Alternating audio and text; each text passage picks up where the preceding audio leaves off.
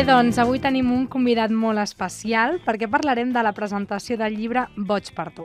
La cançó de Boig per tu que acabem d'escoltar és tot un mite, que sona en concerts, discoteques, jo crec que a festes. Només amb els acords inicials ja els apareix un somriure d'orella a orella a aquells que l'escolten. Clar que tothom recorda amb estima un dels creadors d'aquesta bellíssima cançó, Carles Sabater, qui va morir a l'edat prematura de 36 anys. És per això que no s'obren els homenatges per aquesta figura de la música catalana i en aquesta ocasió ha estat la inspiració per al seu vell amic Jordi Folk amb el llibre Boig per tu. El tenim entre nosaltres, ell és escriptor, llicenciat en Ciències de la Informació, Periodisme i Publicitat, professional polifacètic i ens presenta el seu llibre Boig per tu. Hola, Jordi. Júlia, gràcies a Cugat Ràdio per convidar-me. Gràcies a tu per venir. Vull dir aquí davant que el Jordi, tot un honor, va ser professor meu, així que per mi, doncs, un honor que siguis aquí avui. El llibre que presentes és una biografia del Carles Sabater? Quin format té? Explica'm una mica. És una pregunta que m'han fet molt sovint i és normal perquè, de fet, la portada del llibre és la cara del Carles Sabater. És i no és, sí i no. És a dir, per què neix de sobte un llibre? Boig per tu.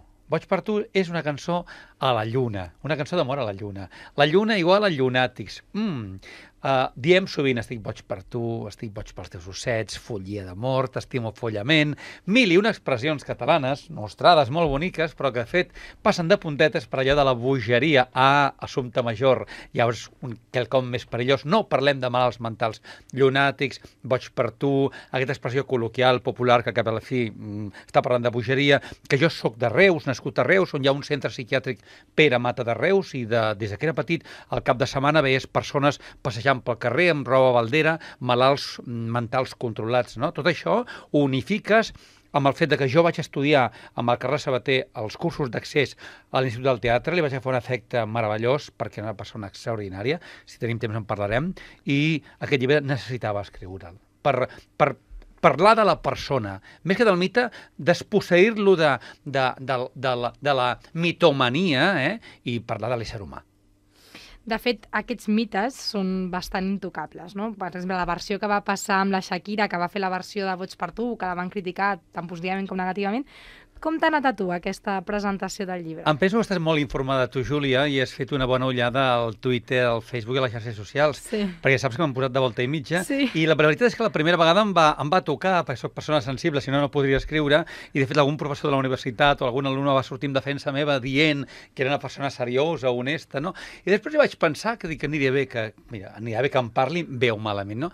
I de fet, és intocable. Hi ha moltes persones que pel fet de parlar d'ell m'han dit que era un oportunista, 16 anys. No sé si et poden dir paraulotes aquí, però m'han dit que era un capullo, no?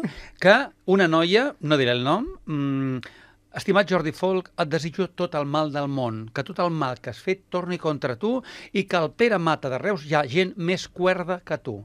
És a dir, això, la mínima. Aleshores hi ha un moment que dius, què passa aquí? O sigui, no es pot tocar una persona. Al cap i a la fi, és un cant d'amor al Carles Sabater, a la persona, amb totes les complexitats de l'ésser humà i amb les dificultats que tenia el seu darrer any d'existència. Però, no. Sembla ser que allò de mira'l i no el toquis i adora'l, idolatra'l. Però què és això? I m'he quedat sobtat pel tema de que una de les qüestions del llibre és el tema fan de fanàtica. Però jo pensava que era quelcom que passava en temps dels Beatles, quan les noies cridaven i ploraven i posaven aquells mitjonets. Doncs no.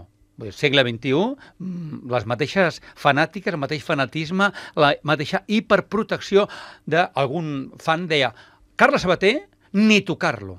Però això, llavors, per què? Per què t'ha passat això? Per què tens gent així en contra teu? Em fas preguntes que no et podria contestar o te'ls intentaré contestar sense ofendre ningú.